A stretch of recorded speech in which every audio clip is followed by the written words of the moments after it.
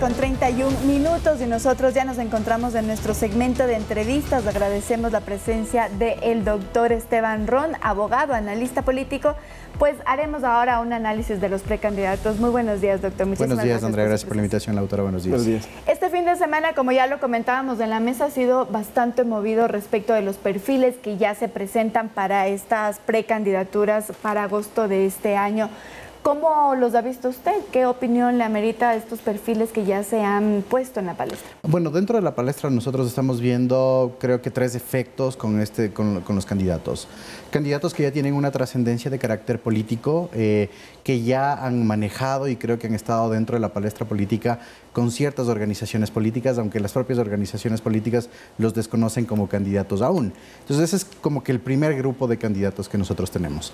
De ahí tenemos un grupo que yo les digo que son los movilizados, es decir, personas que tienen trascendencia dentro del Estado, que han estado en la política, que han estado dentro de la cosa pública, pero que empiezan a moverse dentro de las organizaciones políticas, tal vez solo con intereses de carácter particular o político partidario para que éstas subsistan y no sean eliminadas del registro de organizaciones políticas.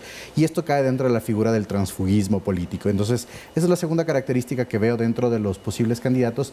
Y la tercera característica que tenemos son los outsiders, las personas que no han tenido una vinculación estrictamente con el Estado, con la cosa pública, no han estado en palestra, no han tenido una trascendencia, pero dicen tener el conocimiento de la cosa pública del Estado y que en este momento quieren sorprender al sistema democrático con candidaturas nuevas, con figuras frescas y que no vienen siendo parte de esta ruptura, de este clivaje que realmente ha reorganizado las fuerzas políticas en el país. Creo que esas son las 3 características que tenemos. Y para un periodo presidencial corto de 1 año y medio, quizás sea mejor un candidato con dominio específico de un tema.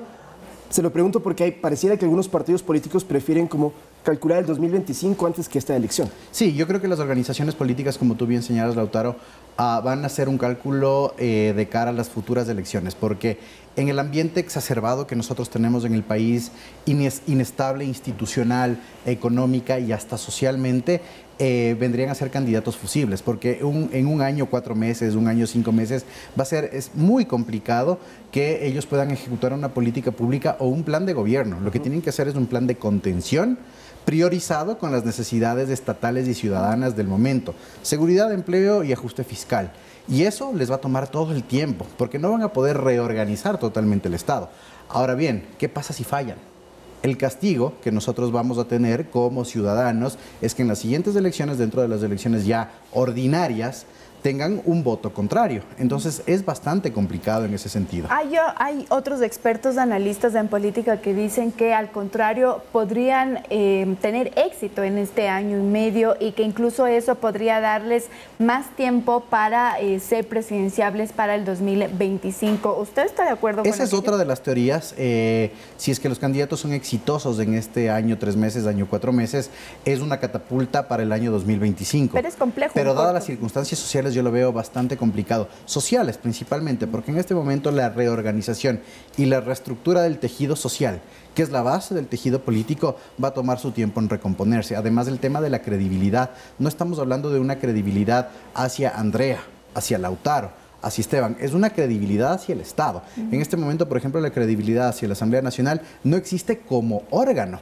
Hacia la Presidencia de la República no existe como órgano. Obviamente tenemos la variable natural de la persona, pero tendría que venir una persona, y les voy a poner el ejemplo, viene a sentarse en la Presidencia de la República el nuevo presidente o presidenta, y en los primeros 4 meses es de reorganización, de cambios de ministros, de adecuar el Estado para poder poner su plan de acción. Y les queda 1 año, y los 3 últimos meses ya son de campaña nuevamente, ¿sí? De campaña nuevamente y de hacer contención y de ejecución presupuestaria. Entonces, como catapulta, complicadísimo, salvo que tenga una priorización exclusiva. Y les digo una cosa, seguridad.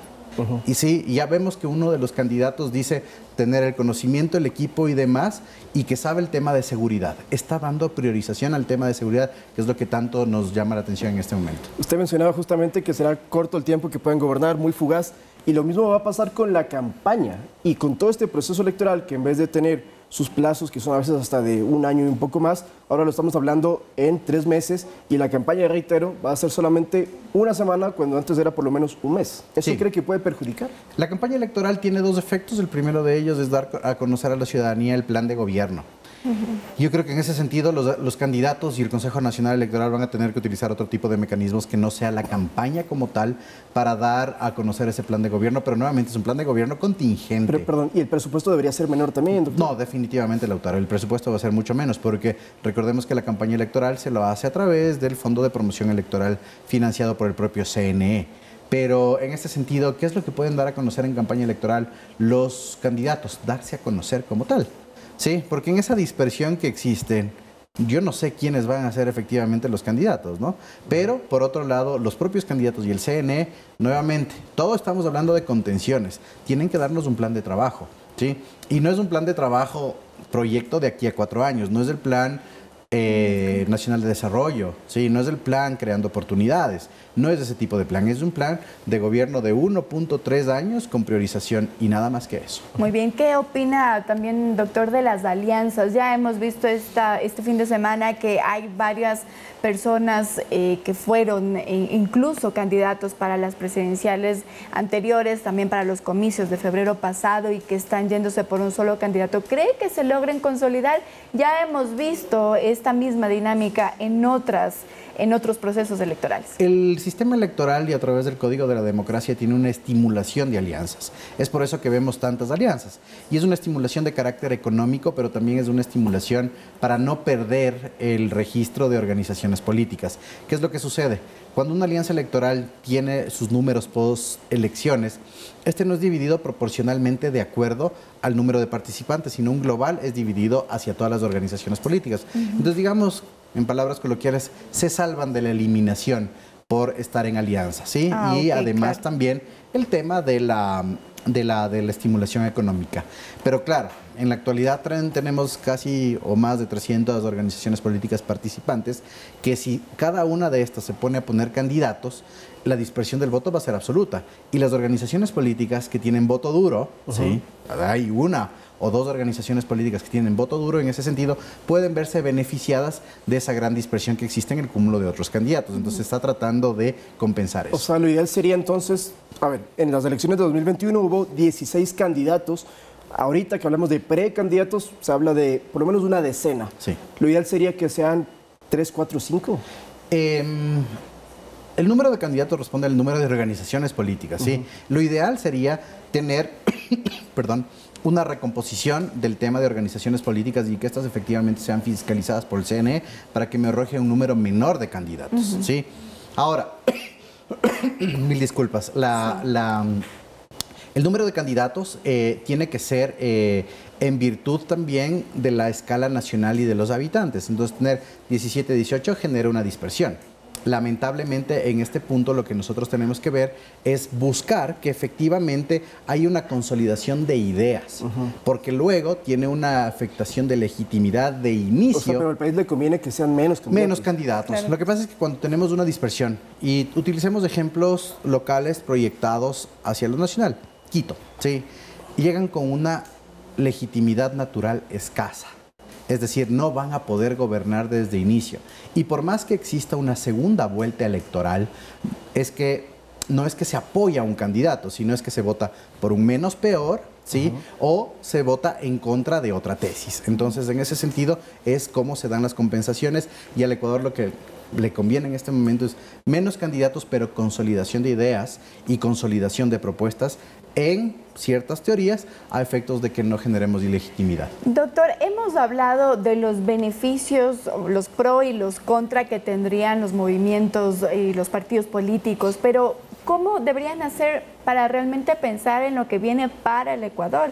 Es decir, ya estamos, digamos, en una situación álgida, un año y medio que se viene podría ser también la misma tónica.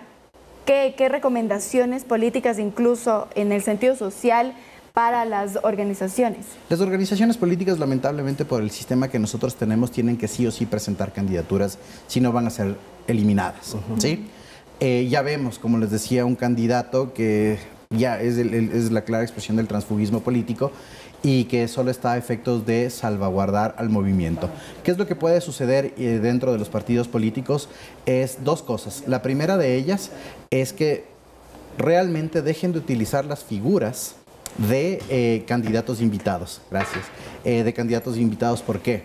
Porque el candidato invitado y esa cláusula que tenemos en el Código de la Democracia permite que cualquier organización política diga: X y Z vengan y son candidatos míos. Y estuvieron en otra organización política o estuvieron en cualquier otro tipo de actividad. Eso que alienta a que realmente sean candidatos estrictamente coyunturales. Segunda cosa, participación política en conocimiento. Eso es súper trascendental. Las organizaciones políticas tienen la obligación legal, Código de la Democracia, de realizar procesos de formación política, pero que lamentablemente no los ejecutan. ¿Por qué? Porque no son fiscalizados.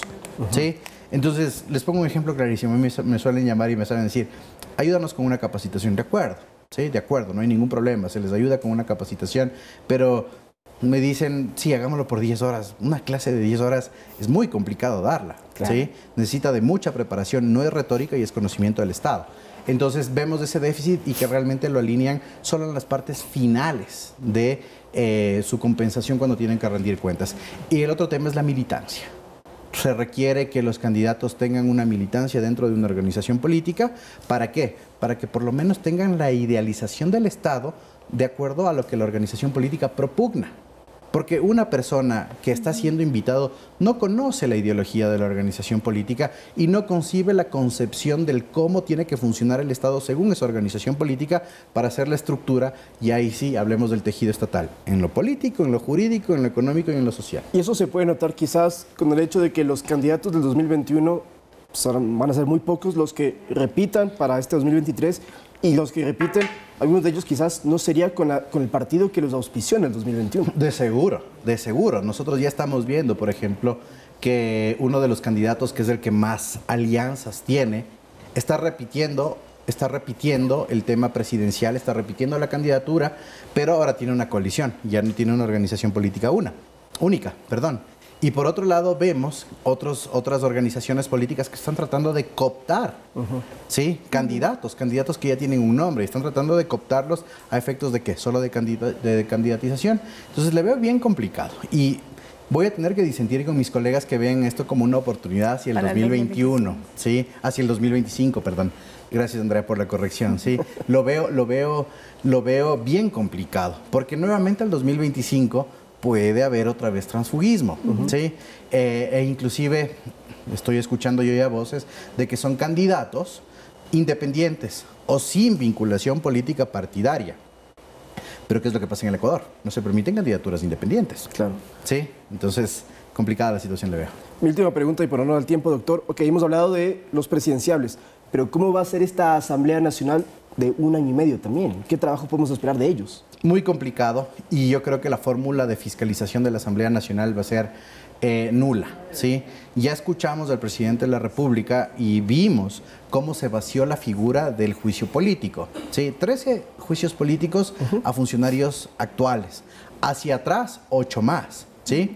Personas censuradas que ya no pueden participar en política, que quieren ser nuevamente candidatos. Por ahí les dejo una idea, ¿no es cierto? Personas que fueron censuradas a través del juicio político, ¿sí? Que quieren ser candidatos a futuro, y no creo que para presidencia, sino para asambleístas, pero ¿con qué motivos? Sí, entonces vemos esa ruptura trascendental que existe. Entonces la Asamblea Nacional va a ser bastante complicada en una recomposición y no van a poder fiscalizar, ¿sí?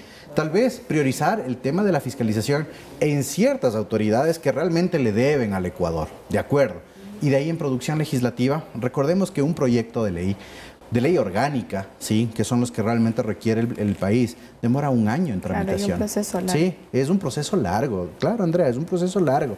Demora 1 año y con debates serios, ¿sí? Tenemos en proyecto, por ejemplo, la Ley Orgánica de Garantías Jurisdiccionales, que se quedó ahí en proyecto, que es un gran proyecto y que la sociedad jurídica ecuatoriana clamamos por dicha ley, ¿no es cierto? Entonces, por ejemplo, priorizar eso, 1. ¿Qué otra? Seguridad pública y del Estado. Entonces, va a tener una actividad legislativa muy, muy, muy puntual. De acuerdo, muy bien. Muchísimas Con todo gracias gusto, nuevamente, siempre. doctor. Conversábamos con Esteban Ron, analista político, sobre precisamente estos escenarios políticos que ahora nuevamente se abren en el Ecuador, Lauta. Ahora nos vamos a una pausa, pero al volver en breve la estampida de aficionados que dejó 12 muertos en El Salvador, se la vamos a presentar. Esto sucedió durante un partido del torneo local de fútbol.